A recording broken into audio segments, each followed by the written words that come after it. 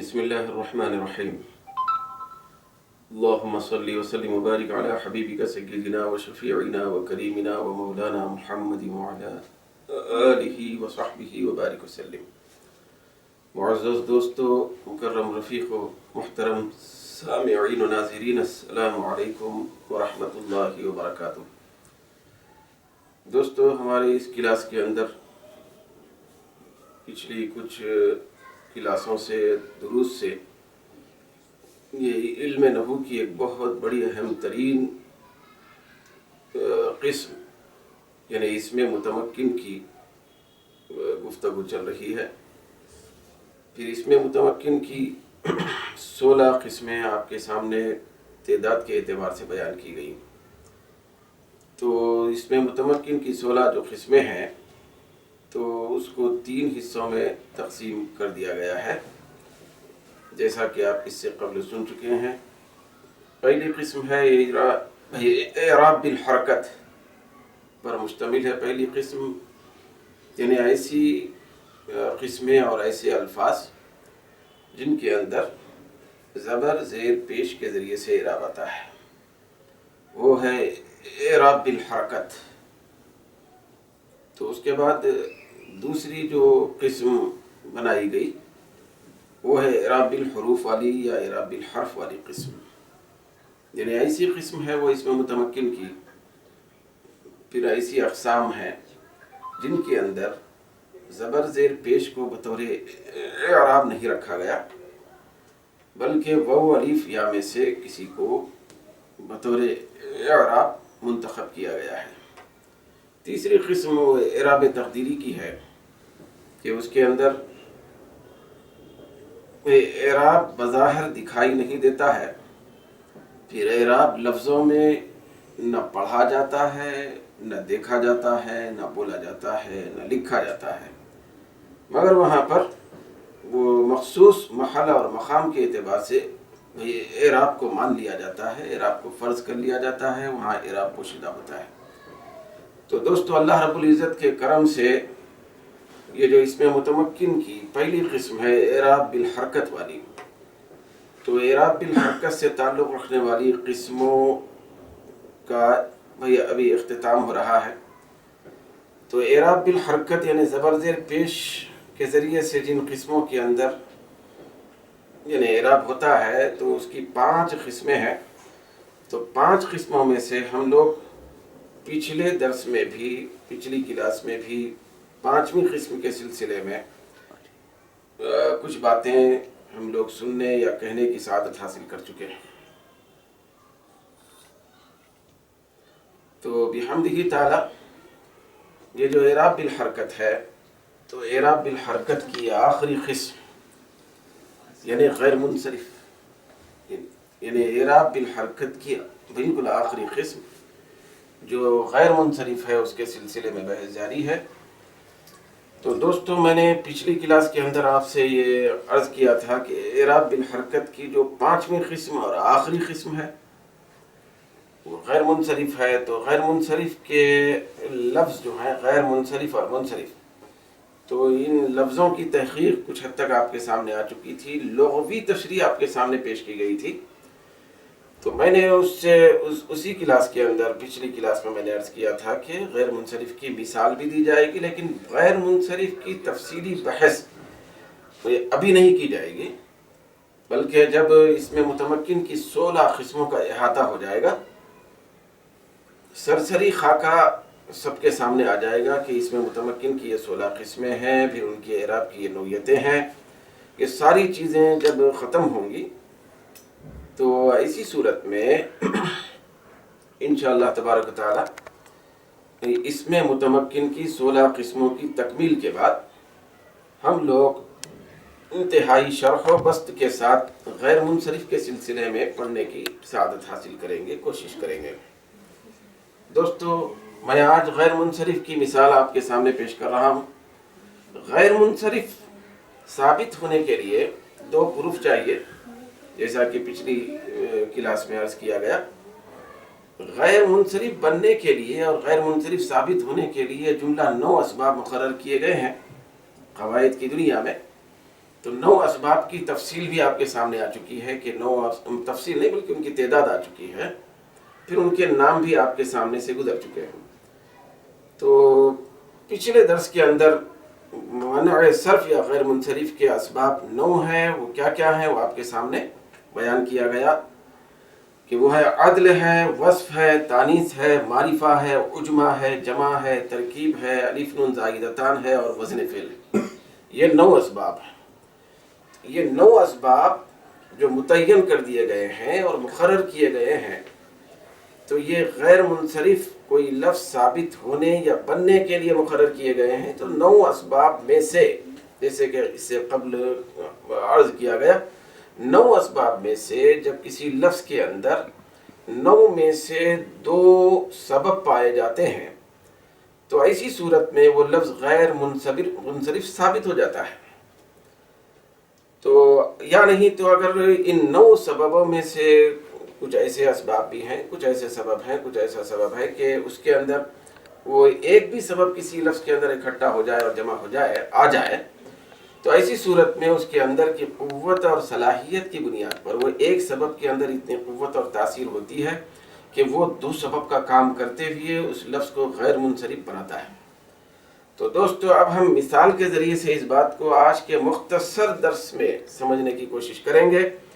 دوستو میں یہاں پہ جو مثال آپ کے سامنے پیش کر رہا ہوں وہ ایک مثال ہے۔ یہ دیکھیے میں لفظ لکھ رہا ہوں، یہ احمدو، یہ احمدو کا لفظ ہے، بطور مثال میں نے آپ کے سامنے پیش کیا۔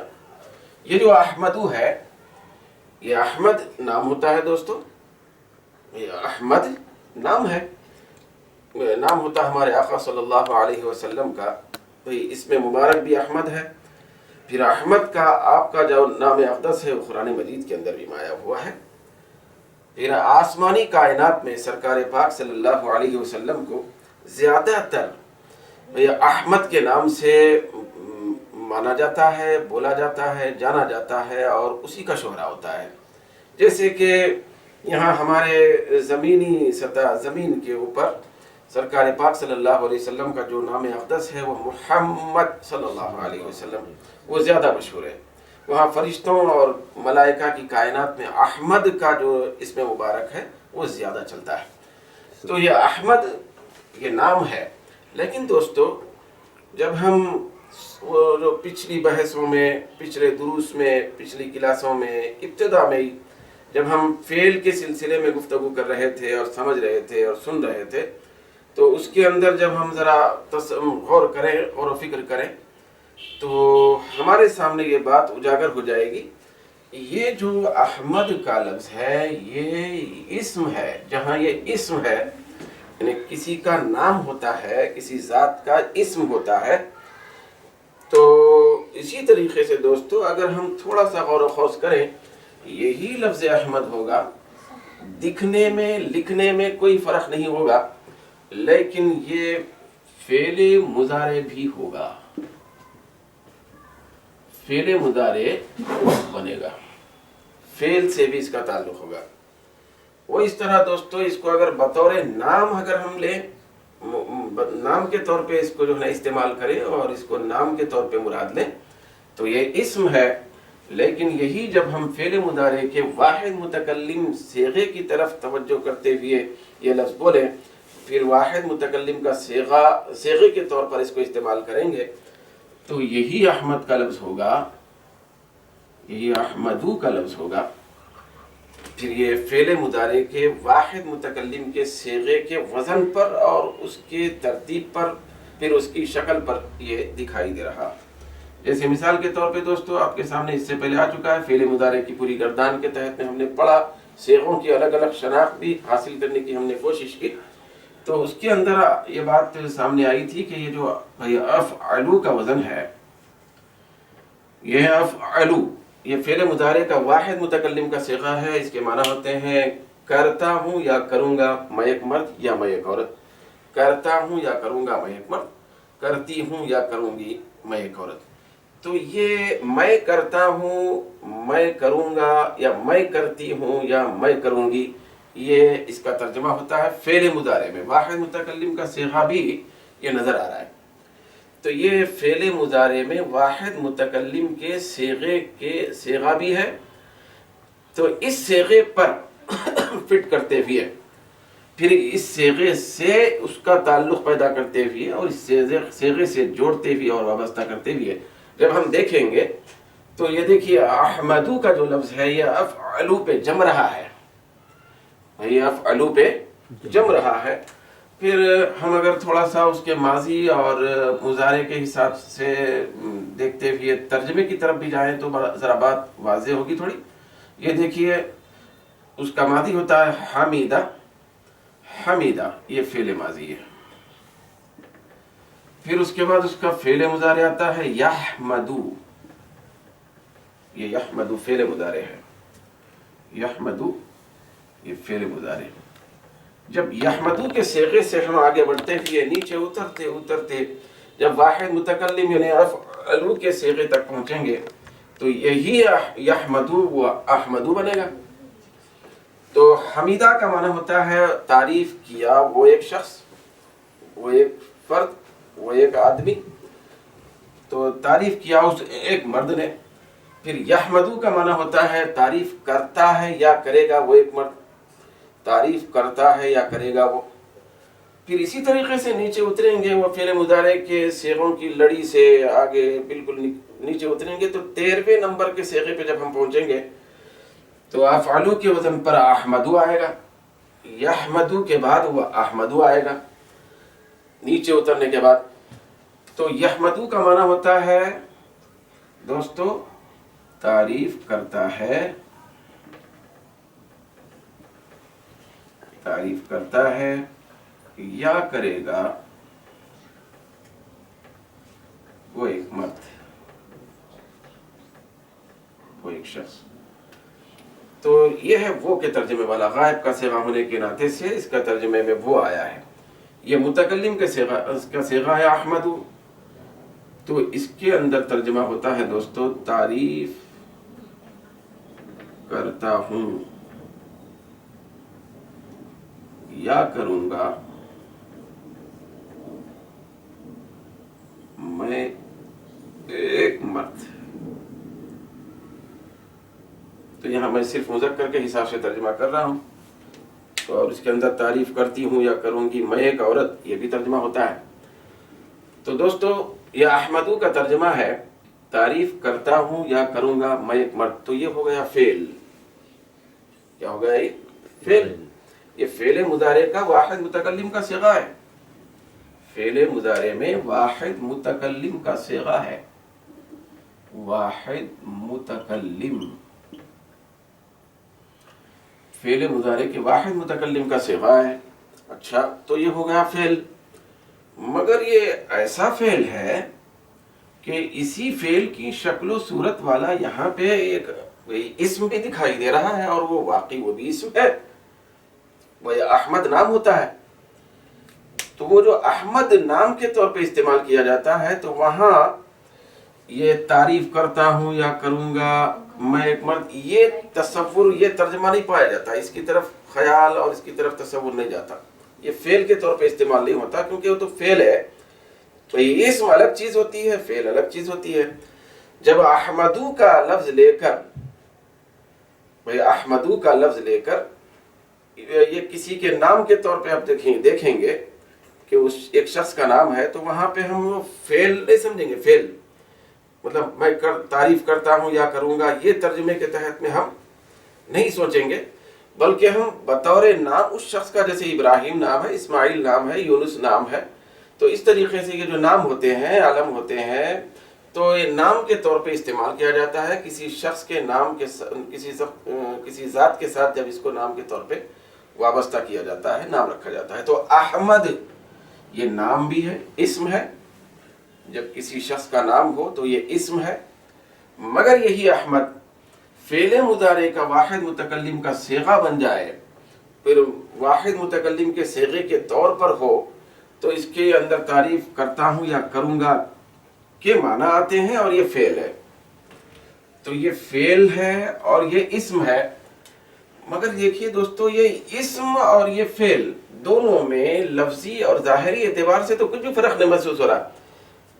اب ہم کو قرائن کے اعتبار سے، وہاں کے آس پاس کے اعتبار سے، جملے کے اندر کے آزو بازو سیاق سباق کے الفاظ کے اعتبار سے ہم کو سمجھنا پڑتا ہے کہ احمد یہ بطور نام استعمال ہوا یا بطور فعل استعمال ہوا، ایسا سمجھنا پڑتا ہے.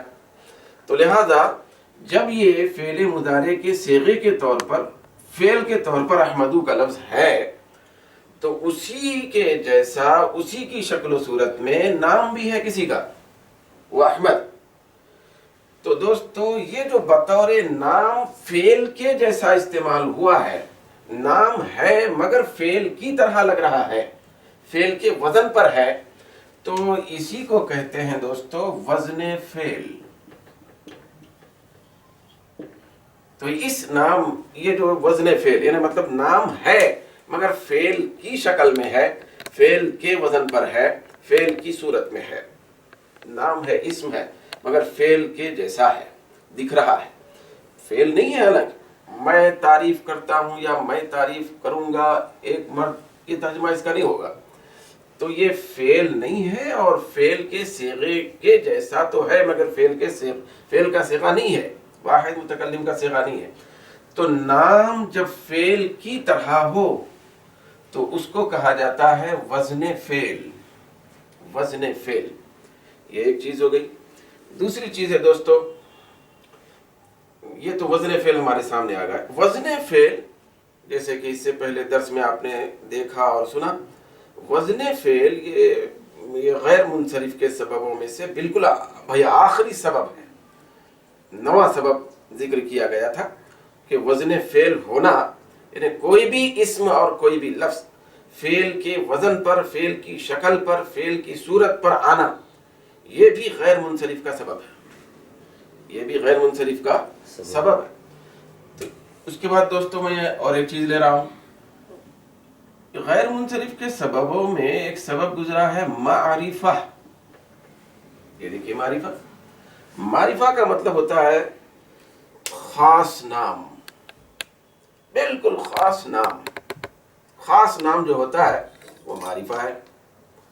تو لہذا خاص نام ہونا، خاص نام ہونا، پھر خاص ناموں میں بالکل خاص الخاص نام ہونا. دوستو خاص نام وہ الف لام کی وجہ سے بھی ہوتا ہے، جیسے الولد والرجل والکتاب. خاص نام مضاف بننے سے بھی ہوتا ہے، وہ الگ بحث ہے. تو خاص نام کی، پھر خاص لفظ کی 7 قسمیں ہوتی ہیں، وہ بعد میں آئیں گی. جس وقت وہ اس کی گفتگو ہوگی اس وقت ہم پڑھیں گے انشاءاللہ.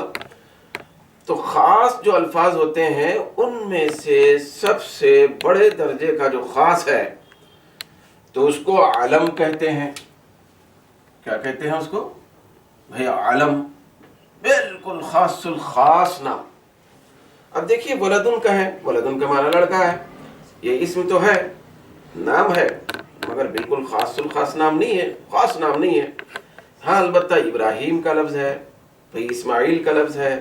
ہر ایک کا جو خاص نام ہوتا ہے، پرسنل نام، ہر ایک کا، ہر ذات کا، ہر عورت کا، ہر مرد کا جو نام ہوتا ہے وہ خاص ہوتا ہے.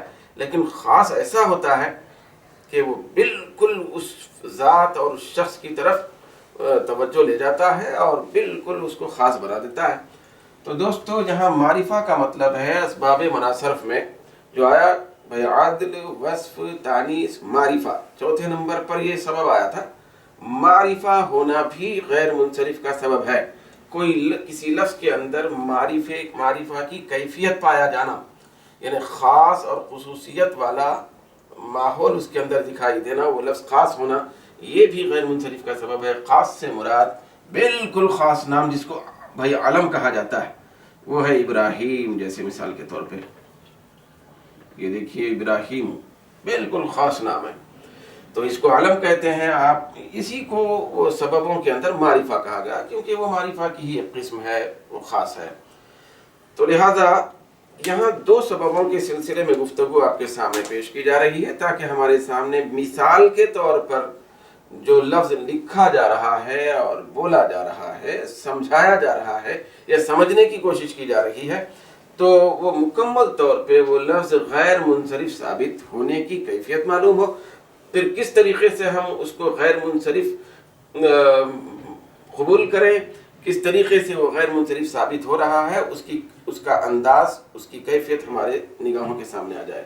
دوستو اب دیکھیے، یہ جو احمدو کا لفظ ہے، یہ اس کے جیسا ہونے کی وجہ سے، واحد متکلم کے صیغے کے جیسا ہونے کی وجہ سے، اسم ہو کر واحد متکلم فعل مضارع کے صیغے کی طرح ہونے کی وجہ سے اس کو وزن فعل کہا گیا. اور وزن فعل غیر منصرف کے سببوں میں سے ایک سبب، تو اس کے اندر ایک سبب پایا گیا ہے، وہ ہے وزن فعل. ایک سبب آیا، اب ہم کو دکھائی دیا کہ یہ وزن فعل ہے، وزن فعل کا سبب اپنے اندر لیا ہوا ہے یہ احمدو کا لفظ. دوسرا ہے عالم یعنی معرفہ. دوستو یہ معرفہ، یہ دوسرا سبب بھی آیا اس کے اندر. اب احمدو جو نام ہے احمد، تو اس کے اندر دو سبب اکٹھا ہو چکے ہیں 9 سببوں میں سے. ایک سبب ہے وزن فعل، یہ فعل کی جیسا ہونے کی وجہ سے. دوسرا سبب ہے معرفہ، کیونکہ وہ خاص ہے. احمد ہر لڑکے کو نہیں بولا جاتا، وہ خاص ہے. تو معرفہ بھی ثابت ہو چکا ہے، وزن فعل کا سبب بھی ثابت ہو چکا ہے اس لفظ کے اندر. تو لہذا وزن فعل کی کیفیت بھی ہے اس کے اندر، معرفہ یعنی خاص ہونے کی کیفیت بھی ہے. یہ خاص بھی ہے، یعنی معرفہ بھی ہے، وزن فعل بھی ہے. تو دو سبب، وزن فعل کا ہونا پھر معرفہ کا ہونا، اس لفظ کے اندر دو سبب یہ اکٹھے ہو رہے ہیں. تو لہذا اب آنکھ بند کر کے آپ بلا تردد اس کو غیر منصرف کہیں گے. یہ ثابت ہو چکا ہے دوستو غیر منصرف. احمد کا لفظ غیر منصرف ہے. عربی زبان میں، عربی الفاظ میں منصرف الفاظ بھی ہوتے ہیں، پھر غیر منصرف الفاظ بھی ہوتے ہیں. تو اب ہم کیسے جانیں کہ یہ لفظ غیر منصرف ہے؟ تو اس طرح 9 سببوں میں کھنگالنا ہے. پھر 9 سببوں میں سے کسی 2 سببوں کو ہم لینا ہے جو وہاں اس لفظ میں جم رہے ہوں، اس لفظ میں پائے جا رہے ہوں. تو دوستو ایک مثال کے طور پہ میں نے یہ بات عرض کی ہے. انشاءاللہ تبارک و تعالی غیر منصرف کی تفصیلی بحث اس میں متمکن کی 16 قسموں کی تکمیل کے بعد آنے والی ہے. جب تک کے لیے آپ انتظار کریں. اس کے اندر ہم آسانی کے ساتھ انشاءاللہ تبارک و تعالی اللہ کی مدد سے غیر منصرف آسانی کے ساتھ ہم سمجھ سکیں گے. چاہے وہ غیر منصرف لفظ چاہے قرآن مجید میں آئے یا حدیث شریف میں آئے یا عربی کی کسی بھی کتاب میں آئے، تو غیر منصرف ہم سمجھنے کے قابل ہو سکیں گے انشاءاللہ. تو دوستو یہاں بطور مثال یہ لفظ آپ کے سامنے لکھا گیا تھا. احمد کا لفظ یہ غیر منصرف ثابت ہو گیا ہے. کیوں ثابت ہوا ہے؟ 2 پروف کیا ہے اس کے؟ 2 پروف کے بغیر غیر منصرف ثابت نہیں ہوتا. تو اس کے اندر کیا ہے وہ 2 چیزیں، 2 سبب، 2 وجہ، 2 پروف جس کو آپ غیر منصرف سمجھ رہے ہیں اور کہہ رہے ہیں. تو دوستو وہ 2 سبب یہ ہیں. ایک ہے وزن فعل، 9 میں سے ایک آ گیا. پھر یہ ہے معرفہ، انہی 9 میں سے اور ایک آ گیا. 2 سبب اس کے اندر اکٹھا ہو گئے. لہذا یہ احمد کا لفظ غیر منصرف ثابت ہو چکا ہے. جب کوئی لفظ غیر منصرف ثابت ہو جاتا ہے تو میں نے اس سے پہلے دروس میں عرض کیا کہ اس کے اوپر تنوین نہیں آ سکتی، پھر اس کے اوپر زیر نہیں آ سکتا. تو اب احمد کا لفظ غیر منصرف ثابت ہو گیا تو اس کے نیچے زیر نہیں آئے گا. یا احمدو ہوگا یا احمدہ ہوگا، لیکن احمدی کبھی نہیں ہوگا. پھر اسی طریقے سے دوستو یہ احمدو اور احمدہ بغیر تنوین کے، یعنی صرف زبر اور پیش کے ساتھ ہوگا، ایک زبر اور ایک پیش کے ساتھ، مگر تنوین کے ساتھ نہیں آئے گا. احمدن نہیں پڑھیں گے آپ، پھر احمدن اور احمدن نہیں پڑھیں گے. تو زیر نہیں آئے گا، تنوین نہیں آئے گی، کیونکہ یہ لفظ غیر منصرف ثابت ہو چکا ہے. اس کی دلیل یہ ہے کہ اس کے اندر 2 سبب پائے جا رہے ہیں غیر منصرف کے، منع صرف کے، وہ ہے وزن فعل اور معرفہ. لہذا غیر منصرف ثابت ہو چکا. پھر ثابت ہونے کے بعد اس کے ساتھ جو سلوک روا رکھنا ہے وہ یہ ہے کہ اس کو نہ تنوین دینا ہے نہ زیر دینا ہے. پروردگار عالم ہم سب کے اوپر لطف و کرم فرمائے، پھر علم کی برکتوں سے ہم سب کو مالا مال فرمائے. وما علینا الا البلاغ.